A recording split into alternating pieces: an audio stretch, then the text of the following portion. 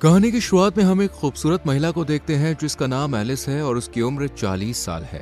Alice पिछले 8 सालों से पेरिस की एक फैशन मैगजीन के लिए काम कर रही है। वो अपने करियर में आगे बढ़ने के लिए पूरी तरह से समर्पित है, लेकिन उसका कड़वा स्वभाव और ओल्ड फैशन होना उसकी तरक्की में बाधा सा बन गया है, जिसके कारण पिछले 4 सालों में उसका प्रमोशन नहीं हो पाया है। एलिस का अपने पति से डिवोर्स हो चुका है और वो अपनी छोटी बेटी के साथ रहती है, लेकिन एलिस काम की वजह से अपनी बेटी को ज्यादा समय नहीं दे पाती। वो काम में जाने से पहले अपनी बेटी को अपनी बहन के घर छोड़कर जाती है। एलिस अपनी जिंदगी में बहुत अकेली है और उसे खुद के लिए भी समय नहीं मिलता। एलिस अपनी कंपनी के काम से ब्राजील जाती है और जब वो काम खत्म करके फ्लाइट से पेरिस लौट रही होती है तो उसकी मुलाकात एक यंग लड़के से होती है जिसका नाम एडम है। एडम की उम्र 20 साल है और वो एक कॉलेज में पढ़ता है। एडम ने इकोनॉमी क्लास की सीट बुक की थी, लेकिन उसके सीट में दिक्कत होती है, इसलिए उसे बिजनेस क्लास में एलिस के पास बैठा दिया जाता है। एडम पहली बार बिजनेस क्लास की सीट पर बैठकर काफी खुश होता है, जबकि एलिस अपने लैपटॉप पर काम कर रही होती है। लैंडिंग के दौरान प्लेन में तेज टर्बुलेंस शुरू हो जाती है, जिससे एलिस बहुत डर जाती है और एडम का हाथ पकड़ लेती है। ये देखकर एडम मन ही मन बहुत खुश हो जाता है, क्योंकि पहली बार किसी लड़की ने उसके साथ ऐसा किया था और वो एलिस से आकर्षित हो जाता है। कुछ देर बाद प्लेन लैंड करता है और एलिस जाने लगती है। एडम उससे बात करना चाहता है, मगर एलिस सिर्फ बाय बोलकर निकल जाती है। तभी एडम देखता है कि एलिस का पेन ड्राइव सीट के नीचे गिरा हुआ है। वो उसे लौटाने के लिए एयरपोर्ट के बाहर आता है, लेकिन तब तक बहुत देर हो जाती है। एलिस अपनी बहन की कार में बैठकर निकल जाती है और एडम बस उसे जाता हुआ देखता रह जाता है। रास्ते में एलिस की बहन उसे एक लड़के के बारे में बताती है जो एक डॉक्टर है और कहती है कि उसे उससे मिलना चाहिए, पर एलिस शादी नहीं करना चाहती, इसलिए वो मना कर देती है। इस पर उसकी बहन नाराज हो जाती है। वो चाहती है कि एलिस किसी अच्छे लड़के से शादी करके एक नई जिंदगी की शुरुआत करे। इसके बाद एलिस ऑफिस जाती है, लेकिन ऑफिस में उसके कॉलीग्स को उसका रूखा व्यवहार पसंद नहीं होता और वो आपस में उसकी बुराई करते हैं। हालांकि ऑफिस में एलिस का एक मेल फ्रेंड है जो उसे हर चीज में सपोर्ट करता है। ऑफिस की एक स्टाफ मेंबर एलिस को बताती है कि एडम नाम के किसी लड़के का कॉल आया था, वो तुमसे बात करना चाहता है, लेकिन एलिस ये कहकर मना कर देती है कि वो किसी एडम को नहीं जानती है। फिर एलिस अपने बॉस के पास जाती है और प्रमोशन की बात करती है, पर वो कहता है तुम्हारे लिखे हुए आर्टिकल पुराने लगते हैं, लोगों को उनमें अब कोई दिलचस्पी नहीं है, तुम्हें कुछ नया और रोमांच लाना होगा। अगर ऐसे ही चलता रहा तो मुझे तुम्हें नौकरी से निकालना पड़ेगा। ये सुनकर एलिस आज देर रात तक ऑफिस में काम करती है और सोचती है कि वो कुछ नया और रोमांच कैसे ला सकती है। तभी उसके पास वही स्टाफ मेंबर का नोट मिलता है जिसमें लिखा होता है कि वो लड़का पेन ड्राइव की बात कर रहा था। एलिस को याद आता है कि उसने गलती से पेन ड्राइव प्लेन के अंदर गिरा दी थी। वो तुरंत एडम को कॉल करती है और कहती है कि तुम कहाँ हो, मुझे पेन ड्राइव चाहिए, वो बहुत जरूरी है। एडम उस समय अपने दोस्तों के साथ एक बार में होता है जहाँ वो एलिस को आने के लिए कहता है। जब एलिस बार के बाहर पहुँचती है तो एडम उसे अंदर ले जाता है और अपने दोस्तों से मिलवाता है। वहाँ एलिस के ऑफिस की 2 लड़कियां भी होती हैं जो एलिस को एडम के साथ देखकर हैरान हो जाती हैं। एलिस को पेन ड्राइव लेकर जल्दी निकलना होता है, इसलिए वो एडम से पेन ड्राइव मांगती है। इस पर एडम कहता है कि पेन ड्राइव मेरे घर पर है, इसलिए हमें वहाँ जाना होगा। वो दोनों बाहर आते हैं और एडम उसे अपने स्कूटर पर बैठने को कहता है। एलिस पहली बार स्कूटर पर बैठ रही होती है, इसलिए वो थोड़ा हिचकिचाती है। एडम उसे हेलमेट पहनने को देता है। जब एलिस उसे ठीक से पहन नहीं पाती तो एडम उसकी मदद करता है। तभी एलिस की ऑफिस की वही दोनों लड़कियां उन्हें एक ऐसे एंगल से देखती हैं जिससे लगता है कि जैसे वो दोनों किस कर रहे हैं। वो चुपके से उसकी फोटो क्लिक कर लेती है और उसे ऑनलाइन पोस्ट कर देती है। एडम एलिस को अपने घर लाता है जहां उसके डैड भी मौजूद होते हैं। एडम जानबूझकर पेन ड्राइव देने में देरी करता है ताकि वो एलिस से थोड़ी देर और बात कर सके, पर जब वो एलिस को पेन ड्राइव देता है और वो घर से निकलती है तो एडम कहता है कि क्या मैं तुम्हें स्कूटर से छोड़ दूं? इस पर एलिस कहती है मैं कैब से चली जाऊंगी। फिर एडम कहता है क्या हम कभी बाहर कॉफी पीने चल सकते हैं? इस पर एलिस कुछ नहीं कहती, मुस्कुराती है और थैंक यू कहकर चली जाती है। अगले दिन जब एलिस ऑफिस जाती है तो सब लोग उसे अजीब निगाहों से देख रहे होते हैं। एलिस कुछ समझ नहीं पाती, तभी उसकी एक कॉलीग उसे और एडम की फोटो दिखाते हुए कहती है कि तुम दोनों की ये फोटो किसी ने ऑनलाइन डाल दी है और सबको लग रहा है कि वो और एडम किस कर रहे थे। पर एलिस जानती है कि ये सिर्फ एक गलतफहमी है, ऐसा कुछ नहीं हुआ था। लेकिन उसका बॉस ये देखकर बहुत खुश होता है। वो कहता है मुझे तुम्हारा ये नया लुक बहुत पसंद आया। एलिस कहती है ऐसा कुछ नहीं है, पर बॉस कहता है हमें तो यही चाहिए। वो लड़का तुमसे उम्र में काफी छोटा है, ये बहुत कूल लगेगा। बॉस को लगता है कि मैगजीन युवाओं को टारगेट करती है और अगर एलिस एक जवान लड़के के साथ रिलेशनशिप में है तो वो युवा पीढ़ी की सोच को बेहतर समझ पाएगी। वो कहता है तुम इसमें लगी रहो, ऐसा करने से हमारी मैगजीन बिकेगी क्योंकि लोगों को मिर्च मसाला चाहिए होता है। पर एलिस अपने से कम उम्र के लड़के को डेट नहीं करना चाहती है। वो अपने दोस्त से इस बारे में बात करती है जो उसे सलाह देता है कि उसे बस दुनिया को दिखाने के लिए एडम को डेट करना चाहिए। वो कहता है अगर तुम्हारा बॉस ये देखेगा तो वो तुमसे खुश होकर तुमको प्रमोशन दे सकता है। पर किसी की भावनाओं से खेलना और झूठ बोलना सही नहीं था, लेकिन एलिस के दिमाग में सिर्फ प्रमोशन की धुन सवार थी। इसलिए वो ज्यादा ना सोचते हुए अपने करियर को आगे बढ़ाने के लिए एडम का फायदा उठाने का फैसला कर लेती है। अगले दिन एलिस एडम से मिलती है, वो भी बिल्कुल नए लुक में। उसे देखकर एडम उस पर से अपनी नजरें नहीं हटा पाता। एलिस उसके साथ फ्लर्ट करने लगती है और वो दोनों बातें करने लगते हैं। एडम को यकीन ही नहीं होता कि वो एलिस के साथ है। रात में एलिस एडम को अपने एक दोस्त के शो में ले जाती है। वहाँ एलिस जानबूझकर सबको दिखाने की कोशिश करती है कि वो अपने से 20 साल छोटे लड़के को डेट कर रही है। वहीं उसका दोस्त जो उस शो का होस्ट होता है, जब एलिस के पास आता है और उसे जानबूझकर छूने लगता है तो एडम को ये अच्छा नहीं लगता। वो उस दोस्त के शो का मजाक उड़ाने लगता है। एलिस भी उसकी बातों पर हंसने लगती है। इससे एलिस का दोस्त अपमानित होकर वहाँ से चला जाता है। इसके बाद एलिस और एडम आपस में बात करते हैं। एडम कहता है कि मैंने कभी नहीं सोचा था कि मैं तुमसे इस तरह मिलूंगा और हम साथ में यूं घूमेंगे। एडम को पता होता है कि एलिस का तलाक हो चुका है और उसकी एक बेटी भी है, लेकिन इससे उसे कोई फर्क नहीं पड़ता। एलिस कहती है हमें एक दूसरे को बेहतर समझने की जरूरत है। तभी एलिस के पास उसकी बहन का कॉल आता है। वो कहती है कि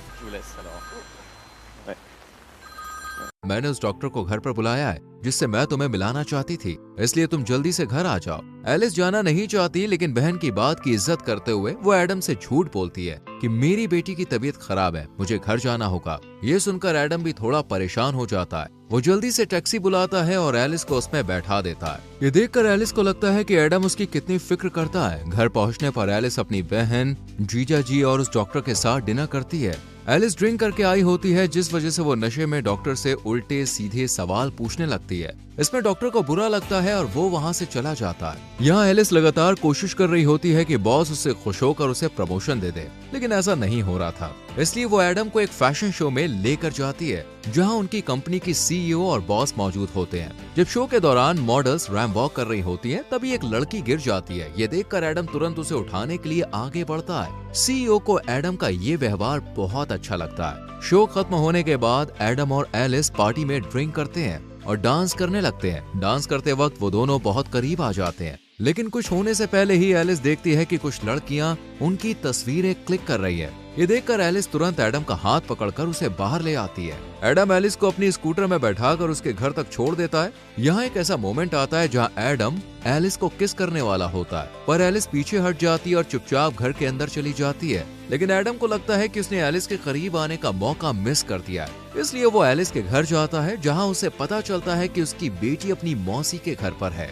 तब एडम एलिस को किस कर लेता है। एलिस खुद को रोक नहीं पाती और दोनों इंटीमेट हो जाते हैं। अगली सुबह एलिस को पिछली रात की घटना के लिए बहुत बुरा लगता है। वो एडम से कहती है कि वो घर से चला जाए, लेकिन बाहर तेज बारिश हो रही होती है, इसलिए बारिश रुकने तक एडम घर में रुक जाता है। तभी एलिस की बहन और बेटी घर लौट आती है। एलिस उनसे कहती है कि एडम उसका कॉलीग है। वो एडम के हाथ में कुछ फाइल्स दे देती है और एडम वहाँ से जाने लगता है, पर जैसे ही वो दरवाजे से बाहर जाता है, एलिस उसे रोककर किस कर लेती है। इससे हमें समझ में आता है कि एलिस अब सच में एडम को पसंद करने लगी है और उसके साथ रहने में उसे अच्छा लगता है। जिस रिश्ते को उसने दुनिया को दिखाने के लिए शुरू किया था, अब वो सचमुच एक एहसास में बदल चुका है। इसके बाद से एडम और एलिस अक्सर साथ में घूमने लगते हैं। एडम उसे सरप्राइज देता है, उसे घुमाने ले जाता है, जो एलिस को बहुत पसंद आता है। अब एलिस और एडम के बीच गहरी भावनाएं विकसित होने लगती हैं। दोनों साथ में बहुत खुश होते हैं। एक दिन एडम एलिस से पूछता है कि तुम दिखने में खूबसूरत हो, अमीर हो, तो फिर तुमने मुझे पसंद क्यों किया? इसका जवाब एलिस के पास नहीं होता, क्योंकि वो अपने फायदे के लिए एडम के साथ रिश्ते में आई थी,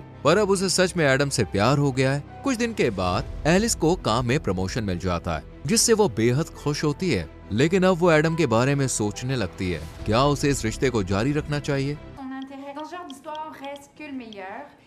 जब वो एडम से मिलती है, तब एडम उससे कहता है कि मैं तुमसे बहुत प्यार करता हूँ और तुमसे शादी करना चाहता हूँ। ये सुनकर एलिस हैरान रह जाती है। वो कहती है कि हम दोनों बहुत अलग हैं। मैं तुमसे 20 साल बड़ी हूँ, तुम्हें अभी अपनी जिंदगी में बहुत कुछ करना है, हम इस रिश्ते को आगे नहीं बढ़ा सकते।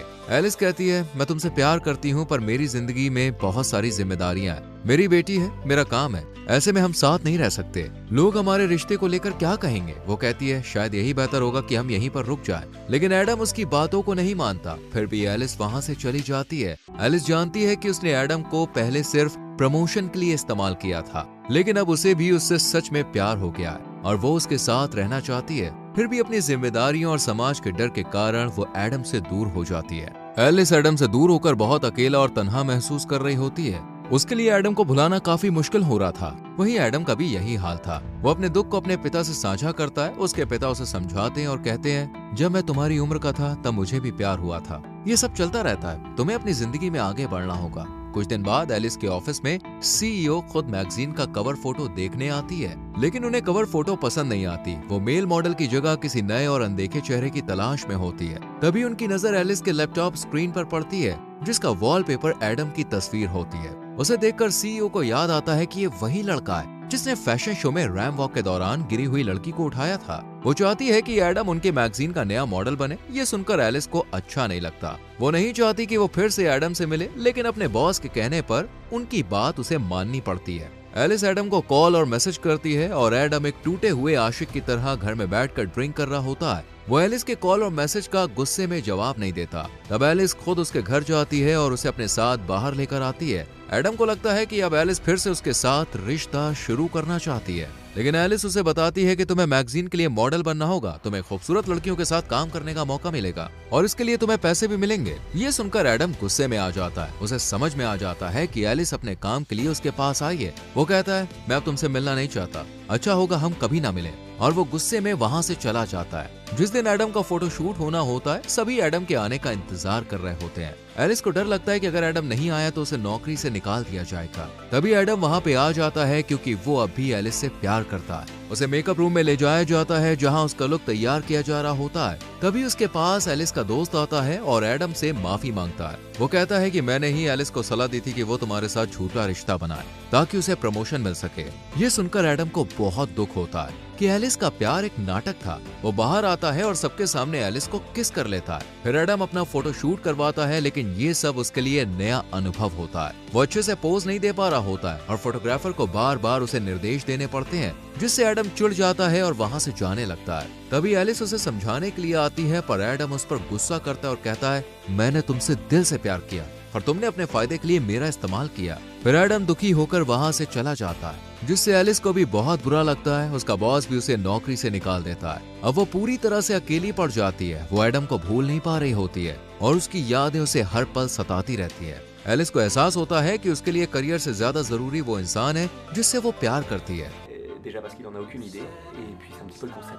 इसलिए एलिस एडम के कॉलेज जाती है और सबके सामने कहती है, मैंने अपने भविष्य को लेकर सोचना छोड़ दिया है और मुझे फर्क नहीं पड़ता कि समाज हमारे बारे में सोचेगा। अब मैं सिर्फ तुम्हें चाहती हूँ, मैं तुमसे प्यार करती हूँ और तुम्हारे साथ रहना चाहती हूँ। वो एडम से माफी मांगती है। एडम उससे अब भी प्यार करता है। वो उसे किस कर लेता है और माफ कर देता है। इसके बाद से दोनों साथ में हंसी खुशी रहने लगते हैं और इसी के साथ मूवी खत्म हो जाती है। दोस्तों, अगर आपका परिवार और समाज आपके रिश्ते के खिलाफ हो जाए तो क्या आप अपना प्यार निभा पाएंगे? इस पर अपनी राय कमेंट सेक्शन में जरूर दें। वीडियो को लाइक और शेयर करें और चैनल को सब्सक्राइब करके बेल आइकॉन प्रेस करें। मिलते हैं अगली वीडियो में। Till then, bye bye, take care.